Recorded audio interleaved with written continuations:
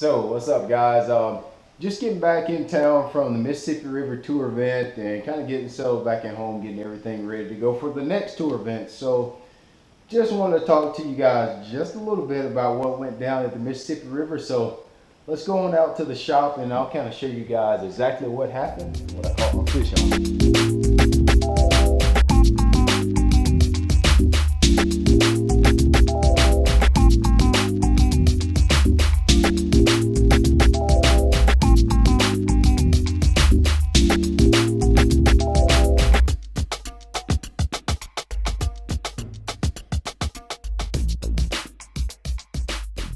As you can see, it's still raining. I drove home all the way from Mississippi all the way to Greenville, South Carolina. It rained the entire way home. And we'll go out here in the shop and I'll kind of show you guys. My shop is a mess, so don't make fun of it. But we'll kind of walk you guys through a little bit of what I caught my fish on. It's going to be very brief because I didn't catch them on many things. Just one bait the entire event. So one of the funnest events that I fished on tour so far this year. Most of the times I'm crying a sob story during practice. This was one of the only practices that I've had in my entire tour event, tour career that I really felt like I was going to catch them. And I caught all my fish. This is going to be real quick and easy. I caught every single fish on one bait, and that is a Z-Man swim jig. That's all I threw the entire event. I never picked up another single rod for the 2 days of fishing there. Actually, believe it or not, the fishing part was actually the easy part of this particular event. The part that was very stressful and it was really hard to deal with and hard to figure out was figuring out the locking schedule.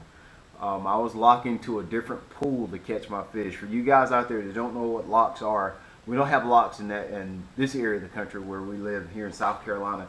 But locks allow you to boat down to different pools.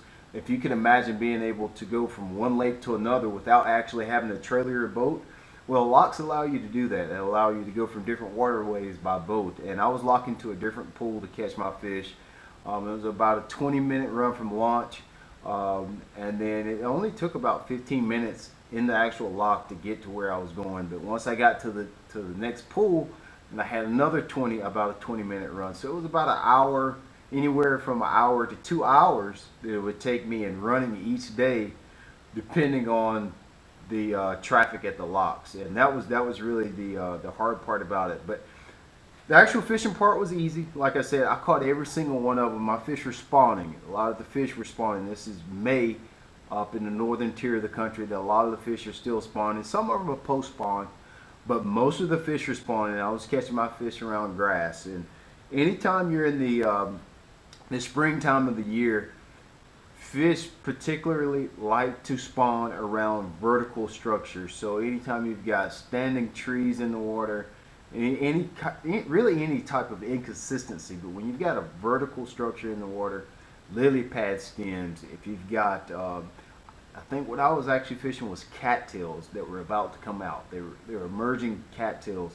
and that was that vertical structure, and they spawn in the holes that grass made.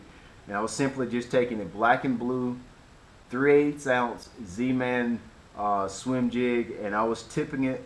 You can see this is just a Turbo Craw trailer there, and that's Bama Bug with black and blue swim jig. Very simple, nothing complicated. I don't have a whole lot of complicated things to tell you about it. There's one thing that I did do that I keyed in about halfway through the second day.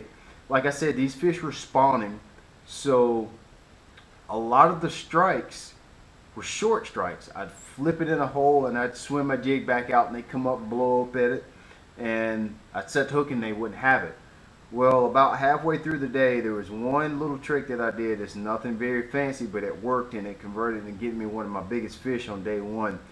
Is I took and I trimmed my trailer about a quarter of an inch, and then I also took my Turbo Craw and I was coming down about 4 of those little egg sacs, and I was also trimming that craw trailer on that as well. So that little bit of difference made that bait a lot more short, a lot more compact, and that was the difference in actually getting fish to blow up on my bait and actually converting them to strikes. So one of the keys to actually being able to handle and catch those fish out of that grass, because it was some pretty steep structure. This grass is a lot of dead grass. Some of it is emerging, and it can be hard to get those fish out of that grass. So, fishing a swim jig, you need a rod that has a little bit of tip in it. You don't need a long rod, because I'm using my tip to kind of actually impart action on the bait.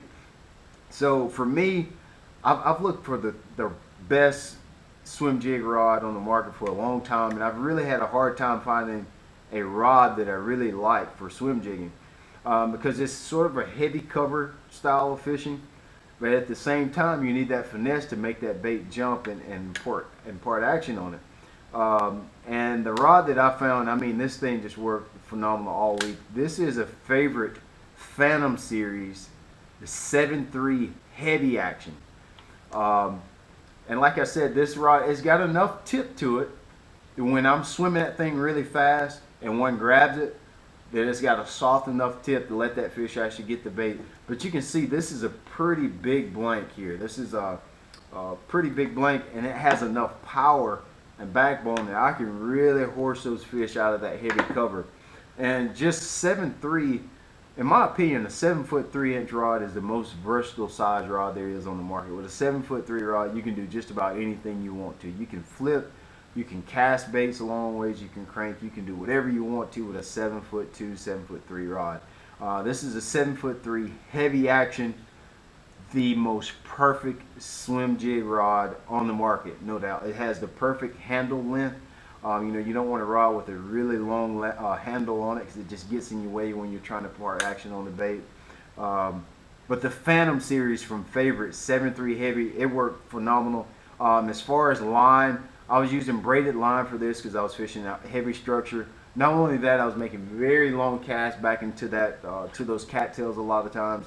And when you make a long cast back in the deep structure, you always need braided line to help you get the hook set. 50-pound test, Seaguar flipping braid is what I was using. Worked phenomenal. I mean, it's Seaguar. It's smooth braid. When I set the hook on it, you couldn't even hear. A lot of times with braided line, you hear that friction on the guides and the eyes. You can't even hear it. It's very smooth, very strong. It allows me to get very long casts with it. And it's just brute of a line to use when you're fishing heavy cover structure. So that was probably the key components. Another thing that's really worth noting is, like I said, I was using the Z-Man Turbo Craws as a trailer. And a lot of these fish, like I said, are on beds. So when they strike at your bait, a lot of times it's just an action of defense. They just want to push it out of the bed. Well, a lot of times when they did that, I'd flip back in there and actually convert that strike to a catch. And it's really important to get back in there real fast. So if you're using just traditional soft plastic baits, a lot of times when that fish strikes, you set the hook and your soft plastic pulls down on your jig. You got to fix the plastic, or you got to go in your box and get another plastic. Well, I bet I only used 3 or 4 trailers in 2 days, between probably, I caught probably 20, 25 the first day, not as many the second day, 10 or 15 fish the second day, and I probably went through only 3 or 4 craws. And with that ElaZtech formula, when I get that strike on that bait, my bait is perfect when I get it back. I don't have to spend time fixing it on the hook. I don't have to reach in my box and get another one. I can get right back in there, pitch it in that hole. And a lot of times that was the key in converting some of those strikes and those blow-ups to actual fish catches during the day. So definitely I would suggest using Z-Man plastics exclusively when swimming a jig, especially during the early part of the year when the fish are spawning, because you need to get your bait back in there really fast. And if you're fouled up, or if you have to get another bait, you're wasting time. And a lot of times that fish is not interested. If you can get him while he's hot and frustrated, it's going to be the key to catching you another fish. So that's that's how I caught my fish on the Mississippi River. You guys got to go visit that place. It's awesome. I had a great time. Make sure you check out the Z-Man swim jig with the Turbo Craw. You guys are going to catch a lot of fish.